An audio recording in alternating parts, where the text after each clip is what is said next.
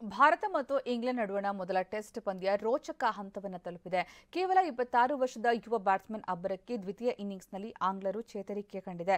ಬಿಸಿ ರಕ್ತದ ಹುಡುಗನ ಕೆಚ್ಚೆದೆಯ ಹೋರಾಟ ಹೇಗಿತ್ತು ಅನ್ನೋದನ್ನ ನೋಡೋಣ ಈ ಸ್ಟೋರಿಲಿ.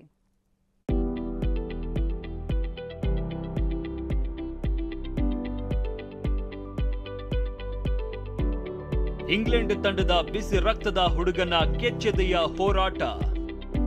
ಹೈದರಾಬಾದ್ನ ರಾಜೀವ್ ಗಾಂಧಿ ಅಂತಾರಾಷ್ಟ್ರೀಯ ಕ್ರಿಕೆಟ್ ಕ್ರೀಡಾಂಗಣದಲ್ಲಿ ನಡೀತಾ ಇರುವ ಭಾರತ ಇಂಗ್ಲೆಂಡ್ ನಡುವಿನ ಮೊದಲ ಪಂದ್ಯ ರೋಚಕ ಘಟ್ಟವನ್ನ ತಲುಪಿದೆ. ಪಂದ್ಯದ ಮೂರನೇ ದಿನವಾದ ಶನಿವಾರ 421 ರನ್ಗಳಿಂದ ಬ್ಯಾಟಿಂಗ್ ಮುಂದುವರೆಸಿದ ಭಾರತ ಕೇವಲ 15 ರನ್ ಗಳಿಸಿ ಆಲ್ಔಟ್ ಆಯಿತು. ಒಟ್ಟು 436 ರನ್ ಗಳಿಸಿ 190 ರನ್ಗಳ ಮುನ್ನಡೆ ಸಾಧಿಸಿತು. 190 ರನ್ ಹಿನ್ನಡೆಯೊಂದಿಗೆ ದ್ವಿತೀಯ ಇನ್ನಿಂಗ್ಸ್ ಆರಂಭಿಸಿದ ಇಂಗ್ಲೆಂಡ್ ನಾಟಕೀಯ ಕುಸಿತ ಕಂಡರು. ಆ ಬಳಿಕ ಚೇತರಿಕೆ ಕಂಡು 6 ವಿಕೆಟ್ಗೆ 316 ರನ್ ಗಳಿಸಿ 126. ನೀವು ಪೋಷಕರಾಗಲು ಕಾಯುತ್ತಿದ್ದೀರಾ? ಚಿಂತಿಸದಿರಿ. ಓಯಾಸಿಸ್ ಫರ್ಟಿಲಿಟಿ 90,000 ದಂಪತಿಗಳ ಜೀವನದಲ್ಲಿ ಸಂತೋಷವನ್ನು ತಂದಿದೆ. 7825893601ಗೆ ಕರೆ ಮಾಡಿ ಅತ್ಯದ್ಭುತ ರಿಯಾಯಿತಿ ಪಡೆಯಿರಿ ಹಾಗೂ ಎಲ್ಲರಿಗೂ ಗುಡ್ ನ್ಯೂಸ್ ಕೊಡಿ. 6 ರನ್ಗಳ ಮುನ್ನಡೆ ಕಾಯ್ದುಕೊಂಡಿದೆ. ಇಂಗ್ಲೆಂಡ್ ತಂಡದ ಹೋಪ್ ಹೆಚ್ಚಿಸಿರುವ ಪೋಪ್.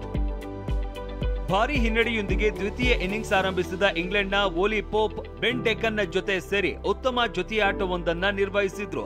ಆದ್ರೆ ಈ ಜೋಡಿಯನ್ನ ಬೂಮ್ರಾ ಹೆಚ್ಚು ಹೊತ್ತು ಕ್ರೀಸ್ ಆಕ್ರಮಿಸುವುದಕ್ಕೆ ಬಿಡಲಿಲ್ಲ. ಘಾತಕ ಯಾರ್ಕರ್ ಎಸೆದು ಡಕೆಟ್ ಅವರನ್ನ ಕ್ಲೀನ್ ಬೋಲ್ಡ್ ಮಾಡಿದ್ರು. ಡಕೆಟ್ 47 run ಗಳಿಸಿದ್ರು.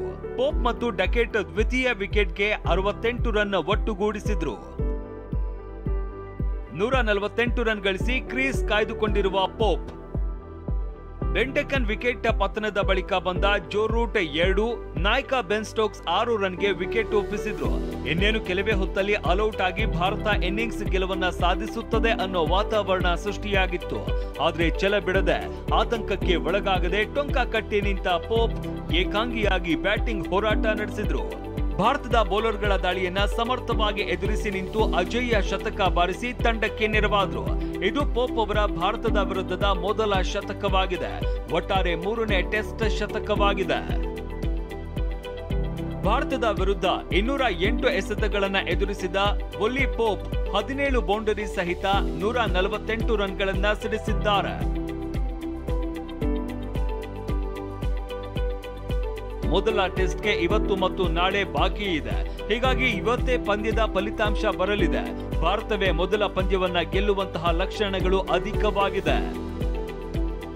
Rajesh, sports bureau, TV9.